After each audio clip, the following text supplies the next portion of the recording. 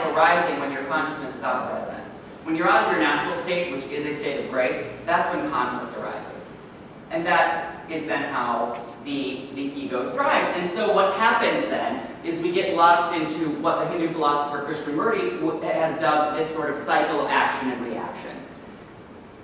And according to him, this is where sort of all suffering comes from and all conflict comes from. But it's just, I think, very clear how that happens. And it's so important to parse out who's right, I think. I was recently involved in a situation really dealing with, by anybody's standard, a very difficult human being to deal with. And pretty nasty, I have to say. And I just got so down in the mud with this person, and so dragged down into something that was ultimately so silly. And I said something that I just almost immediately regretted, and even a couple people around, sort of said, oh, you were right, you were right, you were right. But I didn't feel right. Because I let my standard for how to treat other people become how they had treated me. And I think spiritually, we can do a bit better than that. And what I know is in the moments where I struggle with a difficult person and I choose to be the gracious one, I don't feel like a doormat. I truly don't. Because it takes more strength for me to do that than it does for me to go back at someone.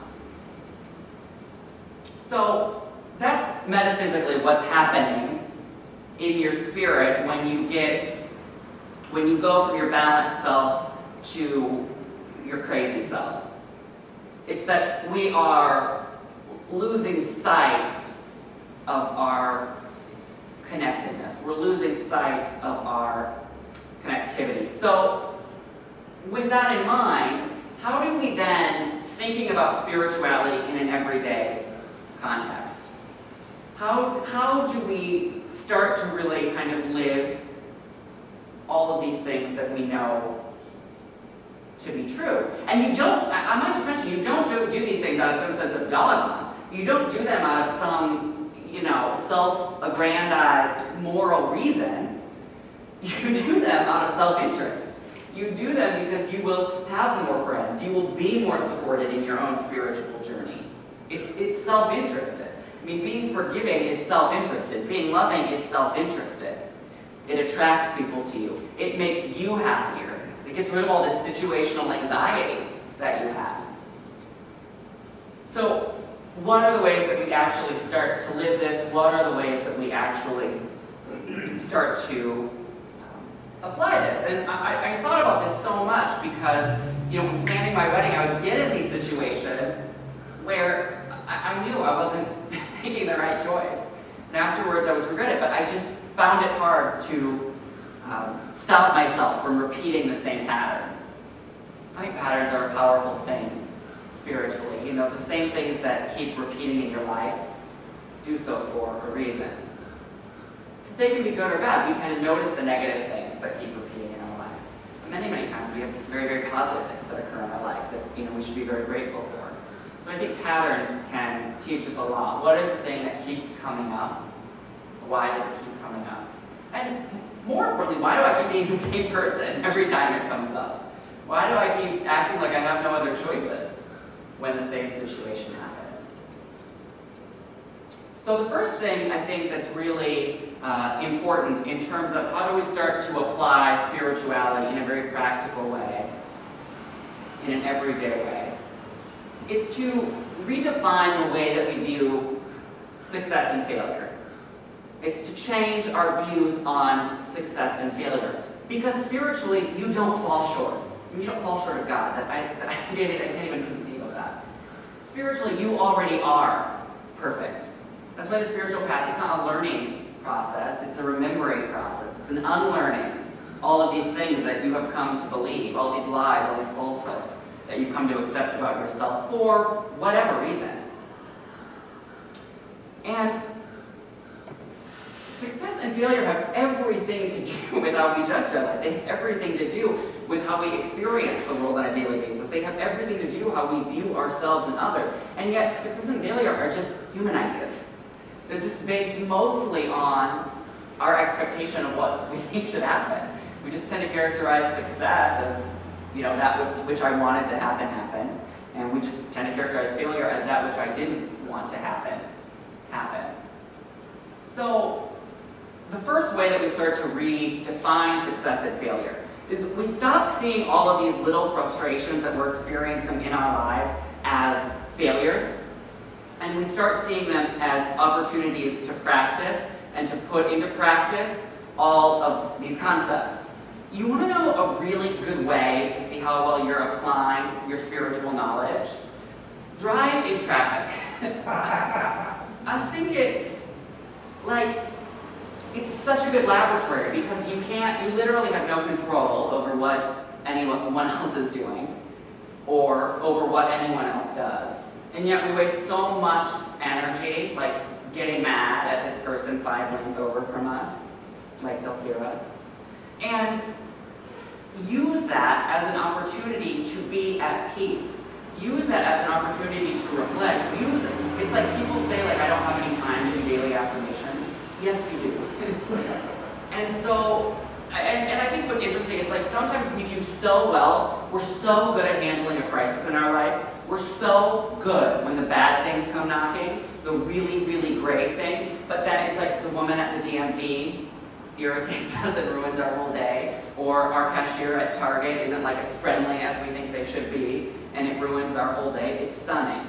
But the reason why that happens is because in the big situations in your life, it's clearly too much for just your limited human self to deal with.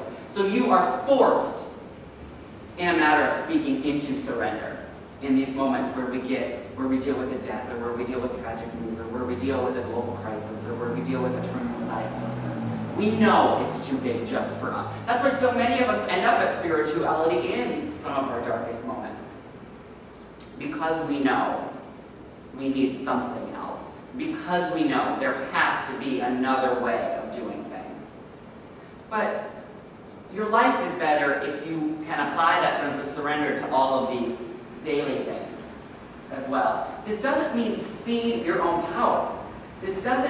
But when you are willing to surrender all of these little things, you actually have more power because you're not wasting it on all of these ridiculous things that you can't control.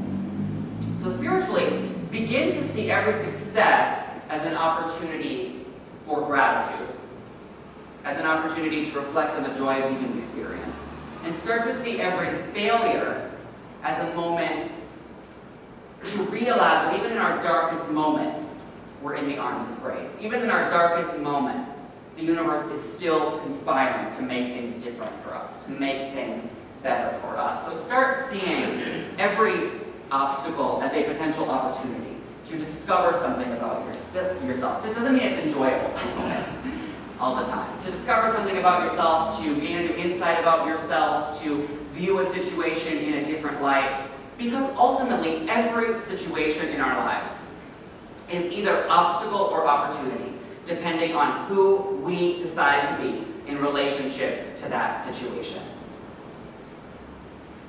Then start to ask, what is the empowered question that I need to be asking within this situation? What is the enlightened question that I need to be asking within this situation? The empowered question is not, how can I be successful? The enlightened question is, how can I be success right now in this moment? The enlightened question is, how can I, wherever I am, whatever job I'm in, whatever relationship I'm in, whatever I'm doing right now, how can I use this as a moment to express my creative brilliance? Marianne Williamson says, our capacity to express creative brilliance is equal to our capacity to forget the past and to forget the future. So start letting go of all of this emotional junk that you build up before you go into a situation, and all of the emotional junk that you accrue after a situation by judging yourself, criticizing yourself, being too harsh to yourself, being unkind to yourself. The enlightened question is not, what is the thing that will give me more joy? It's, how can I be joy in this moment?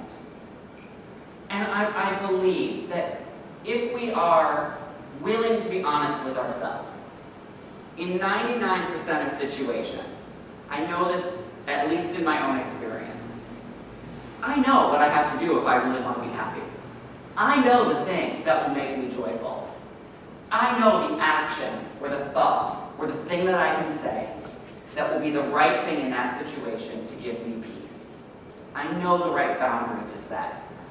I may not want to, for whatever reason. I may be addicted to some drama. I may be addicted to some feeling that I'm getting by not doing that.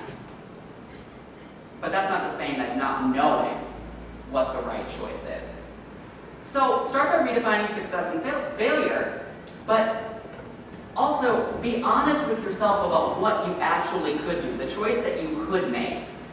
It doesn't mean you'll immediately get there.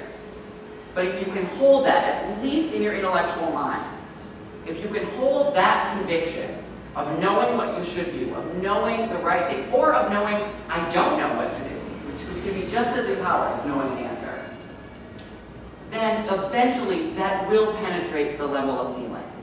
Eventually that will penetrate your soul, and you will be able to experience that situation in a different way. So that's the first thing. Think about success and failure in your life in a different way, and apply the principle that regardless of what is happening, you are not failing. God does not create failures. That's the first thing. The second thing is come to a deeper understanding of the fact that our expectations have everything to do with the way that we actually experience our reality.